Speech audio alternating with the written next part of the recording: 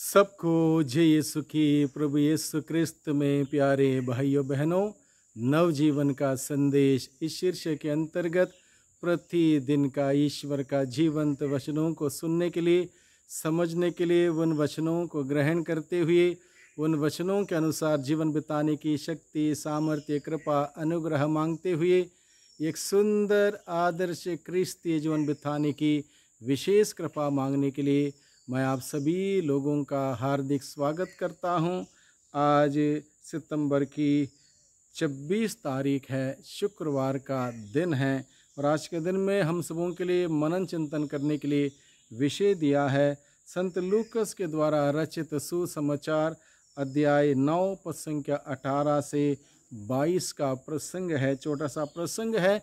इस छोटे से प्रसंग के माध्यम से प्रभु यीशु मसीह एक महत्वपूर्ण सवाल हम में से हर एक व्यक्ति से पूछता है, जो सवाल हम में से हर एक व्यक्ति को भलीभांति जानना, भलीभांति समझना और उस वचन को, उस बात को, उस सवाल का उत्तर को ढूंढते हुए उस प्रभु में जीना बहुत ही ज़रूरी है, बहुत ही आवश्यक है। क्योंकि प्रभु मसीह कौन है, इस बात को एक एक व्यक्ति को जानना बहुत ही ज़रूरी है। जो प्रभु यीशु मसीह इस धरती पर मानव जाति के मुक्तिदाता के रूप में आया, आज भी बहुत सारे लोग नहीं जानते, बहुत सारे लोग नहीं मानते, बहुत सारे लोग विश्वास नहीं करते। और प्रभु का वचन कहता है, जितनों ने उसको अपनाया उन सबों को ईश्वर की संतति बनने का अधिकार मिला। जिन्होंने नहीं अपनाया, विश्वास नहीं किया, वे अपने अपने दंड को पाएंगे, अपनी सजा को पाएंगे। यानी कि ईश्वर के उस प्यार भरा निमंत्रण लेकर प्रभु यीशु मसीह इस धरती पर आए, इस बात को सिखाने के लिए, बताने के लिए कि ईश्वर हम सबों का सृजनहार, हम सबों का पिता, हम सभी मानव जाति से कितना प्यार करता है। उस प्यार को उस ईश्वर ने प्रभु यीशु के द्वारा प्रकट किया, व्यक्त किया और हम सभी लोगों के लिए पश्चाताप के लिए बुलाया, ताकि हम सभी फिर एक बार उस ईश्वर के साथ अपना रिश्ता, संबंध जोड़ सकें और एक सुंदर जीवन हम सभी बिता सकें। इसलिए आज के सुसमाचार के द्वारा इस सवाल के साथ प्रभु हम सबों को बुलाता है। ईसा किसी दिन एकांत में प्रार्थना कर रहे थे और उनके शिष्य उनके साथ थे। जब उनके शिष्य भी प्रभु के साथ प्रार्थना में शामिल हुए थे और उस वक्त प्रभु यीशु ने यह बात जानना चाहा कि इतने सारे मिनिस्ट्री के बाद, इतने सारे सेवा कार्य के बाद, इतने सारे महान से महान अद्भुत चिन्ह चमत्कारों के बाद क्या लोग यीशु को जान पाए कि यीशु कौन है या नहीं। इस बात को जानना चाहते थे। इसलिए उन्होंने अपने शिष्यों से पूछा, मैं कौन हूँ, मैं कौन हूँ। इस विषय में लोग क्या कहते हैं, लोगों को कितना समझ में आया।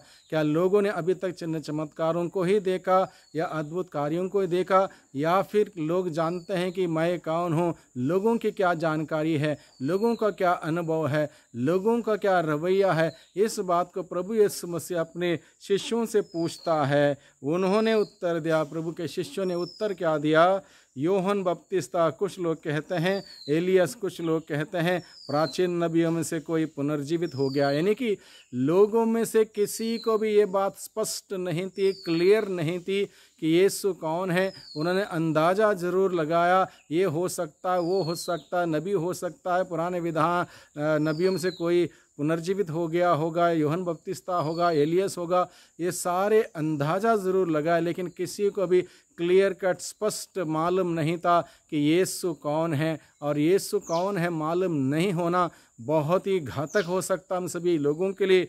इसलिए बाद में प्रभु यीशु मसीह पूछता, ईसा ने उनसे कहा, और तुम क्या कहते हो कि मैं कौन हूँ। तुम जो मेरे साथ रात दिन रहते, उड़ते, बैठते, जाते आते, सारे क्रियाकलाप को देखते और इतने समय तुमने मेरे साथ बिताया, और तुम क्या कहते हो कि मैं कौन हूँ। प्रभु ने अपने शिष्यों से पूछा।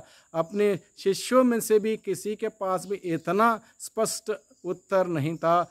ईश्वरीय महान कृपा से पेतरुस के द्वारा इस बात को प्रकट किया गया। इसलिए पेतरुस ने क्या कहा, पेतरुस ने उत्तर दिया, ईश्वर के मसीहा हैं, आप ईश्वर के मसीहा हैं। ये उत्तर भी ईश्वर के द्वारा पेतरुस के माध्यम से प्रकट किया गया। और इस प्रकार से उन्होंने अपने शिष्यों को कड़ी चेतावनी दी कि वे इस बात को किसी को भी नाम बताएं, इस बात को किसी को भी नाम बताएं, इसलिए क्योंकि लोग तब तक यीशु को जानने मानने, यीशु का मिशन कार्य को समझने के लिए और उस मिशन कार्य को स्वीकार करने के लिए तैयार नहीं थे। अब तक लोग तैयार नहीं हुए थे, इसलिए प्रभु ने कहा किसी को भी नाम बताएं। उन्होंने अपने शिष्यों से कहा मानव पुत्र को बहुत दुख उठाना होगा, नेताओं, महायाजकों और शास्त्रियों द्वारा टुकराया जाना, मार डाला जाना और तीसरे दिन जी उठना होगा। इस प्रकार से प्रभु यीशु मसीह अपने मिशन कार्य की व्याख्या करता है, मिशन कार्य के बारे में बताता है, किस प्रकार का मिशन कार्य को लेकर प्रभु यीशु मसीह इस धरती पर आए। वो मानव पुत्र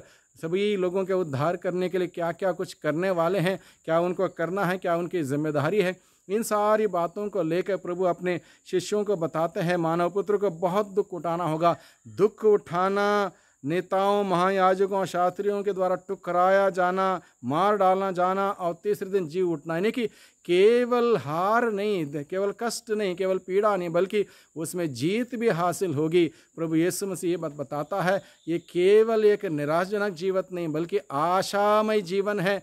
मृत्यु को हराकर फिर तीसरे दिन जी उठने वाला प्रभु मसीह, इस बात को प्रभु अपने शिष्यों को बताता है। इसलिए प्रभु चाहते हैं कि हर कोई व्यक्ति प्रभु यीशु को जाने, प्रभु यीशु को माने, प्रभु यीशु में विश्वास करें, विश्वास का जीवन को जिएं, तभी जाके हम सबों को मुक्ति प्राप्त होगी। इसलिए आज के इस युग में जितने भी लोग नहीं जानते यीशु को, उनको यीशु की जानकारी देना, यीशु का अनुभव देना, यीशु के करीब लाना मेरा और आपका, हम सबों का परम कर्तव्य है भाइयों बहनों। इसलिए प्रभु जो सवाल करता है उस सवाल को हम लोग लेकर मनन चिंतन करें, प्रार्थना करें, प्रभु से कहें प्रभु मुझे और प्रकट कर, मुझे और अनुभव दिला, मैं आपके अनुभवों को अपने जीवन के द्वारा, कार्यों के द्वारा दूसरों के साथ साझा कर सकूं, बांट सकूं, जिससे कि और लोगों को मैं आपके नज़दीक लेकर आ सकूं। और यही हमारा मिशन कार्य है, यीशु को लोगों को देना और लोगों को यीशु के पास लाना। इसलिए इस महान कार्य में प्रभु हमारी मदद करें, हमारी सहायता करें, अपने आत्मा के द्वारा हमारी अगुवाई करें, जिससे कि हम प्रभु के उस महान मिशन कार्य को आगे बढ़ाते हुए दुनिया को यीशु और यीशु का वचन प्रदान करें, जिससे कि लोगों में आनंद आए, खुशियाँ आए, जीवन आए और लोग प्यार मोहब्बत से, शांति क्षमा से जीते हुए एक सुंदर गवाही बन सकें। सबको धन्यवाद, सबको यीशु की प्रभु की आशीष बरकत हम सबों पर हमेशा बने रहे। सबको धन्यवाद।